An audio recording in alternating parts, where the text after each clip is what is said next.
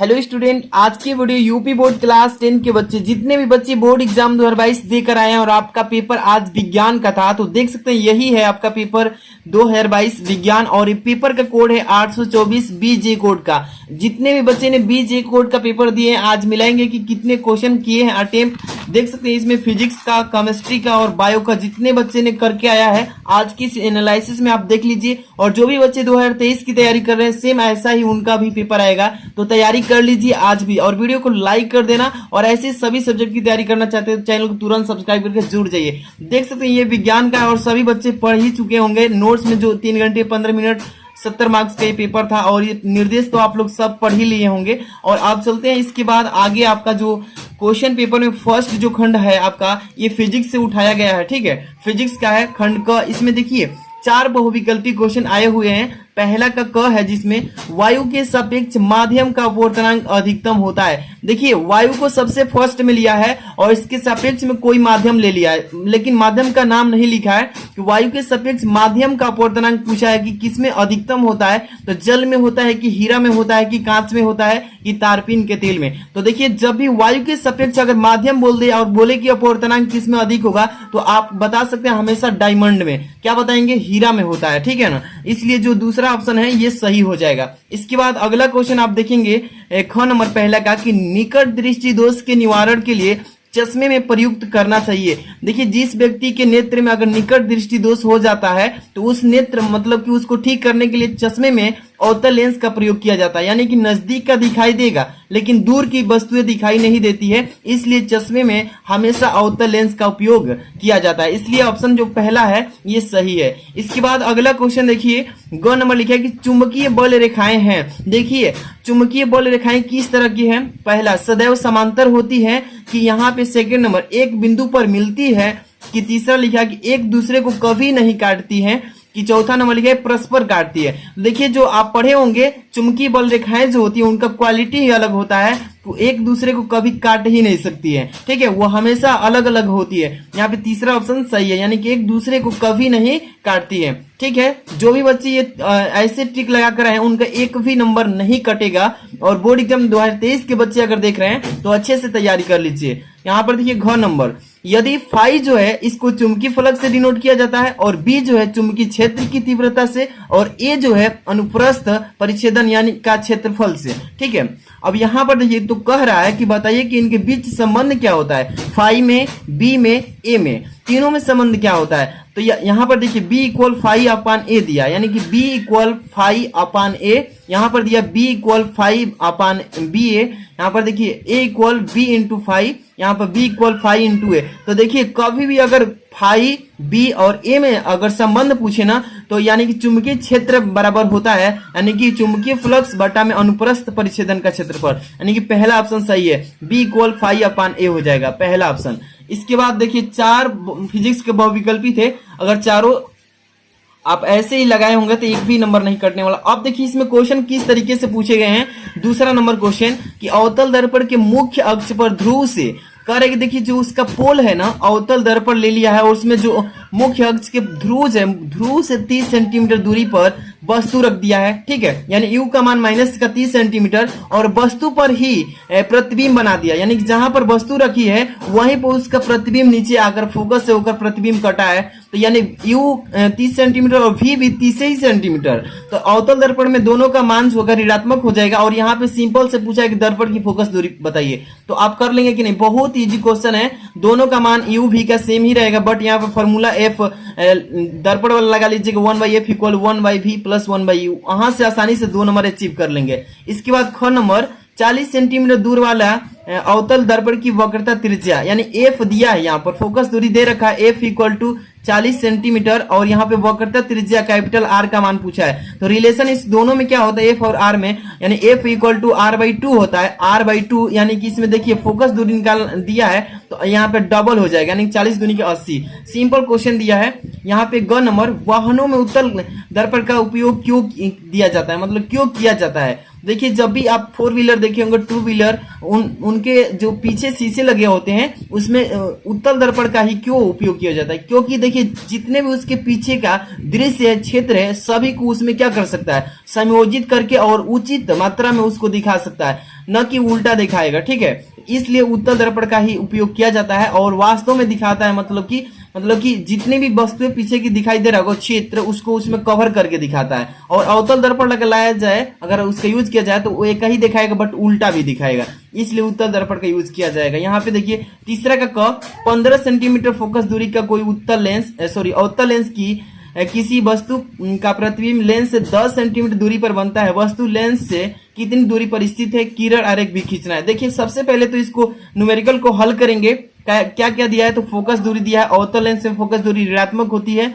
और यहाँ पर जो दिया है प्रतिबिंब लेंस से इतनी दूरी पर बनता है, यानी v का मान दिया है, तो वस्तु लेंस से कितनी दूरी पर है, यानी u का मान निकालना है। और जैसे u का मान आप निकाल लेते हैं दर्पण का सूत्र लगाकर, उसके बाद ठीक दर्पण का किरण आरेख खींचकर इंडिकेट करा देना है। ठीक है, अगर ये नहीं आपको आ रहा है तो ये भी कर सकते हैं। अथवा वाला 4 नंबर वाला क्वेश्चन है, ये मनुष्य चश्मा पहनकर 25 सेंटीमीटर दूरी पर रखी वस्तु को स्पष्ट देख सकता है। चश्मे में प्रयुक्त लेंस फोकस दूरी 50 सेंटीमीटर है। बिना चश्मे में के मनुष्य किस दूरी पर रखी पुस्तक को पढ़ सकता है। बहुत ही इजी क्वेश्चन न्यूमेरिकल है, ये दूसरा चैप्टर से है, आपका मानव नेत्र वाला से कर ही लेंगे, सब कुछ इसी पर आधारित है।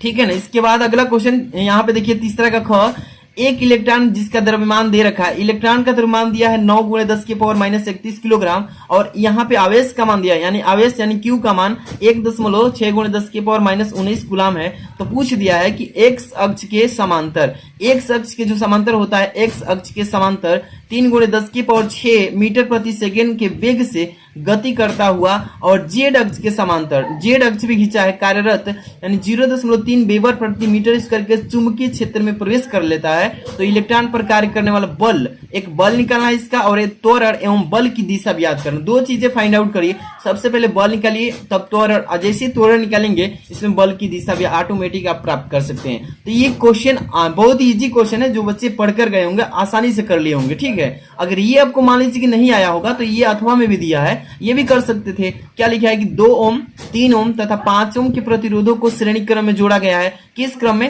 फिगर बनाना पड़ेगा जितने जितने ओम दिया है, और किस क्रम में जोड़ने के लिए कहा है, श्रेणी क्रम में। ठीक है, यदि संयोजन के दोनों सिरों पर ए मान लीजिए एक हो जाएगा, एक बी हो जाएगा, ये बी हो गया, दोनों के श्रेणी क्रम में जोड़ने के लिए बोला है 2 ओम, 3 ओम, 5 ओम। फिगर तो मैं नहीं बना रहा हूं, लेकिन आपको समझा रहा हूं।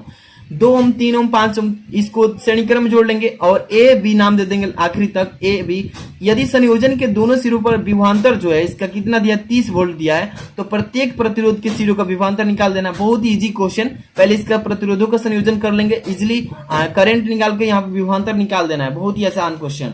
इसके बाद अगला क्वेश्चन इसी में दिया है, अथवा के बाद यहाँ पे 4 नंबर क्वेश्चन। 4 नंबर में क्या क्वेश्चन लिखा है कि विद्युत धारा के चुंबकीय प्रभाव से आप क्या समझते हैं, यानी कि विद्युत धारा किसे कहते हैं, इसको चुंबकीय प्रभाव का परिभाषा लिखिए। और इसी में कहा है, एक लंबे सीधे धारावाही चालक द्वारा उत्पन्न चुंबकीय क्षेत्र की तीव्रता किन किन बातों पर डिपेंड करती है, और चुंबकीय क्षेत्र की दिशा के लिए नियम भी बताइए। बहुत ही इजी क्वेश्चन है, थ्योरी लिखिए और इसके बाद उत्पन्न चुंबकीय क्षेत्र की तीव्रता किस किस बातों पर डिपेंड करती है उसको बताना है। इसके बाद चुंबकीय क्षेत्र की दिशा को नियम भी बताना है। अगर वो नहीं आ रहा है तो अथवा में भी दिया है, विद्युत मोटर का क्या सिद्धांत है, इसकी रचना का सचित्र वर्णन कीजिए, इसकी कार्यविधि समझाइए एवं विद्युत मोटर का उपयोग कीजिए। बहुत ही इजी क्वेश्चन। और ये क्वेश्चन कितने नंबर का, 7 नंबर का आता है। देख लीजिए यहाँ पे 7 नंबर दिख रहा है ना, तो मैंने बताया है बहुत बार बच्चों को कि मोटर वाला आप अच्छे से तैयार करके जाइएगा। इसको पहले इसका सिद्धांत लिखना होता है, इसको सचित्र, इसका चित्र बनाना पड़ता है, कार्यविधि समझाना है, मोटर का उपयोग कहाँ पर है इसका भी उपयोग लिखना है। ठीक है, अब यहाँ से खंड ख आपका केमिस्ट्री है, लिखा है 5 का क नंबर कि शुद्ध जल का पीएच मान, जो हमारा प्योर वाटर होता है उसका जो पीएच मान होता है वो कितना होता है। यहाँ पे 0, 1, 7, 14। तो देखिए जो शुद्ध वाटर होता है, शुद्ध प्योर वाटर जो होता है उसका पीएच मान जो अगर देखें तो 7 होता है। ठीक है, कितना, नॉर्मल में 7 होता है। इसके बाद चलेंगे अगला क्वेश्चन की तरफ। अम्ल से हाइड्रोजन हटाने वाला धातु कौन सा है। देखिए अगर अम्ल में हाइड्रोजन को डाल दिया जाए अम्ल से हाइड्रोजन को हटाना है तो हम किस धातु का उपयोग करते हैं? जिंक, Zn, कॉपर, यहाँ पे Ag, यहाँ पे Hg। तो देखिए अम्ल से अगर हाइड्रोजन को हटाना होगा तो कॉपर का मतलब धातु का वहां पे यूज किया जाता है हटाने के लिए। इसके बाद अगला क्वेश्चन इसमें प्रोपेन का रासायनिक सूत्र बताइए। देखिए प्रोपेन, यहाँ पे देखिए रासायनिक केमिकल यहाँ पे फॉर्मूले बताने हैं। प्रोपेन का फॉर्मूला बताइए। CH4 होता है, C3H8 होता है थर्ड नंबर, C4H10 होता है, C2H6। तो देखिए प्रोपेन का रासायनिक सूत्र अगर देखें ना तो C3H8, यानी कि यहाँ पर देखिए दूसरा जो ऑप्शन है यानी C3 और H8 जो है ये हो जाएगा इसका करेक्ट आंसर। ओके, इसके बाद अगला क्वेश्चन इसमें देखिए क्या है आपका 6 नंबर से, और ये दो नंबर वाले क्वेश्चन। निम्नलिखित यौगिकों के IUPAC प्रणाली में नाम लिखना है। IUPAC नाम लिखना है। यहाँ पे first number CH3, CH2, CH2, CH3 का यहाँ पे IUPAC नाम। देखिए कितना इजी क्वेश्चंस आए हैं और जो भी अच्छी तैयारी करके गए होंगे इसको आसानी से कर लिए होंगे। दूसरा क्या दिया इसमें CH3COOH, ठीक है। इसी तरीके से 2023 के बच्चों के लिए क्वेश्चन आपके लिए कारीगर होने वाला है, तो आप लोग तैयार जरूर करिएगा। पेपर पहले देख लीजिए कि किस तरीके से आ रहा है। अब इसके बाद है 6 नंबर का ख नंबर कि मेंडलीव का आवर्त नियम क्या है, इसकी व्याख्या कीजिए। मेंडलीव की आवर्त सारणी आपने पढ़ा होगा, बहुत ही 3 लाइन में इसका आंसर आप दे सकते हैं और 2 नंबर अचीव कर सकते थे।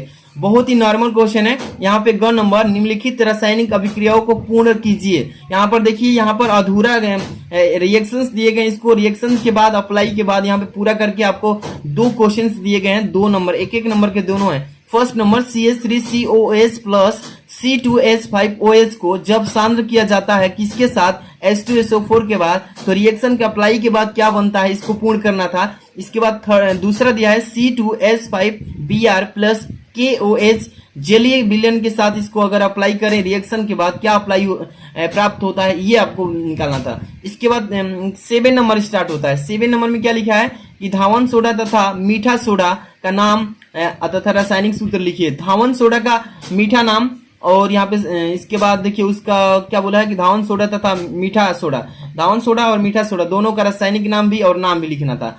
इसके बाद देखिए यहाँ पे द्विविस्थापन अभिक्रिया को उदाहरण देकर स्पष्ट कीजिए। द्विविस्थापन अभिक्रिया किससे कहते हैं और उदाहरण भी देना था। इसके बाद यहाँ पे 8 नंबर क्वेश्चन क संक्षारण क्या है, उदाहरण द्वारा समझाइएगा संक्षारण क्या है। इसके बाद ख नंबर साबुनीकरण पर टिप्पणी लिखना है। बहुत ही इंपॉर्टेंट क्वेश्चन, ये बार बार पूछता है, हर साल पूछ रहा है, 10-12 साल से लगातार आ रहा है साबुनीकरण पर टिप्पणी लिखने के लिए 2 नंबर वाले क्वेश्चन। यहाँ पे ग नंबर आवर्त सारणी में आवर्त तथा समूह को परिभाषित कीजिए। आवर्त सारणी में आवर्त समूह का यहाँ पे परिभाषा लिखना है, 3 नंबर क्वेश्चन था। यहाँ पे आपका क्वेश्चन चल रहा है, यहाँ पर ध्यान से देखिएगा। अथवा में अगर ये नहीं आ रहा है तो अथवा में भी दिया है। क्या दिया है यहाँ पर कि निम्नलिखित पर टिप्पणी लिखिए, यानी कि टिप्पणी लिखना था। इस पर क्या लिखा है, रिडाक्स अभिक्रिया किससे कहते हैं और समजातीय अभिक्रिया किससे कहते हैं। मेंडलीव की आवर्त सारणी की विशेषता बताइए। देख लीजिए 2, 2, 4 और 4, 3, 7 नंबर का ये 8वां क्वेश्चन है। केवल ऊपर वाला कीजिए तीनों क्वेश्चन या नीचे वाला पर टिप्पणी लिखिए। यही था आपका केमिस्ट्री का। अब बायो स्टार्ट होता है। बायोलॉजी में किस तरीके से क्वेश्चन दिया गया है देख लीजिए। जान जाएंगे ना कि पेपर इसी तरीके से आता है तो तैयारी करने में बच्चों को आसान हो जाता है। और यहाँ पे मिलाइए खंड ग जो कि बायो से है, बायोलॉजी जीव विज्ञान से।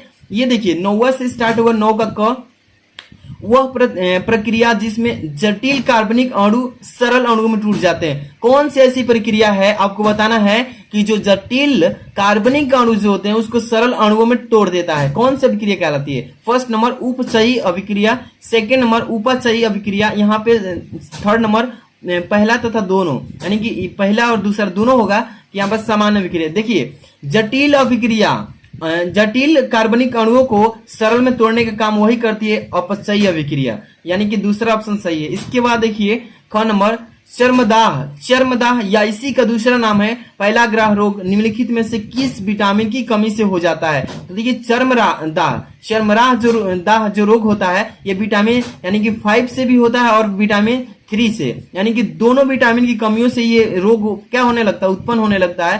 तो इसी का दूसरा नाम है चर्मदाह या पहलाग्रह रोगों की जो विटामिन की कमी होती है वो विटामिन 5 और विटामिन 3। तो विटामिन 5 और 3 दोनों दिया होता तो ऑप्शन लगा लेते, बट यहाँ पे विटामिन 5 दिया है इसलिए यहाँ पे तीसरा ऑप्शन सही है। इसके बाद अगला क्वेश्चन यहाँ पे ग नंबर हीमोग्लोबिन महत्वपूर्ण भूमिका निभाता है। हीमोग्लोबिन जो होता है वो किस क्रिया में अपना महत्वपूर्ण योगदान देता है, भूमिका निभाता है? श्वसन की, उत्सर्जन में, पाचन में, पोषण में। तो देखिए जब भी हम ऑक्सीजन लेते हैं तो वहां पर हीमोग्लोबिन अपना पूर्ण यानी कि महत्वपूर्ण भूमिका निभाता है कि वहां पे हमारे श्वसन लेने में ज्यादा मदद करता है, यानी पहला जो ऑप्शन सही है। इसके बाद अगला क्वेश्चन आप ध्यान से देखिएगा, लिखा है घ नंबर की फ्लोएम द्वारा भोजन का स्थानांतरण होता है। देखिए जो फ्लोएम की क्रिया होती है उसमें भोजन का स्थानांतरण किसके द्वारा होता है?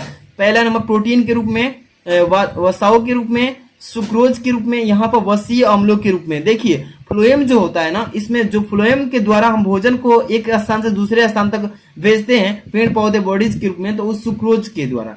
किसके द्वारा? तो यहाँ पे तीसरा ऑप्शन सही है। इसके बाद यहाँ पे देखिए अगला क्वेश्चन आपके दिए गए हैं 10 नंबर क्वेश्चन को ध्यान से देखिएगा, और ये क्वेश्चन आपके 2-2 नंबर के हैं। क्या लिखा है 10 का क, लार में कौन सा एंजाइम पाया जाता है? लार जो है इसमें कौन सा एंजाइम पाया जाता है? काफी मोस्ट इंपॉर्टेंट है, और वह किसका पाचन करता है? देखिए लार में जो एंजाइम पाया जाता है, तो एंजाइम ही ऐसा है जो कि हमारी जो पाचन क्रिया हो वो किसका पाचन करता है, मतलब किसका पाचन करता है, नाम लिख देना था।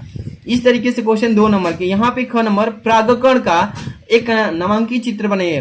परागकण बहुत ही, ये पेपर में हर साल मतलब मानव पाचन तंत्र, मानव हृदय और परागकण, ऐसे ही हर साल एक चित्र वाला पेपर आता है, पेपर में पूछता है, तो आपको तैयार कर लेना। जो भी बच्चे परागकण वाला तैयार करके गए थे समझिए कि काफी इंपॉर्टेंट अच्छे से करके आएंगे। काफी बच्चे तो मानव पाचन तंत्र का तैयार करके गए होंगे, बट कहीं कहीं कोड में आया है, कहीं कहीं नहीं आया है, तो आपको गलती नहीं, आप ये गलती नहीं किए हैं कि तैयार करके गए और नहीं आया। हर एक जगह पेपर कोड में आया ही होगा, वो जरूर आया है। इसके बाद ग नंबर पुनरुद्भवन किससे कहते हैं? कोई 2 उदाहरण बताइए। पुनरुद्भवन बहुत ही सिंपल डिफिनेशन, और इसका 2 एग्जांपल बताना था। आधा आधा नंबर, डिफिनेशन पे 1 नंबर, और यहाँ पे देखिए 1 नंबर, और यहाँ पे आधा आधा नंबर, यहाँ पे देख सकते हैं दिया है। यहाँ पे 11 नंबर क्वेश्चन क नंबर, एक संकर तथा द्विसंकर संकरण से आप क्या समझते हैं? दोनों का डिफिनेशन यहाँ पे बता देना है कि एक संकर संकरण किसे कहते हैं और द्विसंकर संकरण किसे कहते हैं। बहुत ही इजी क्वेश्चन था, और यहाँ पे इसको अगर नहीं कर पाते हैं तो अथवा में भी दिया है कि लिंग संलग्न रोग क्या है। यहाँ पे लिंग संलग्न रोग क्या है कि नहीं, 2 लिंग संलग्न रोगों का नाम बता देना है बस। ये 4 नंबर के क्वेश्चन थे। यहाँ पे ख नंबर दिया कि दोहरा संचरण क्या है, और इसका स्पष्ट करके बताना है कि कैसे होता है।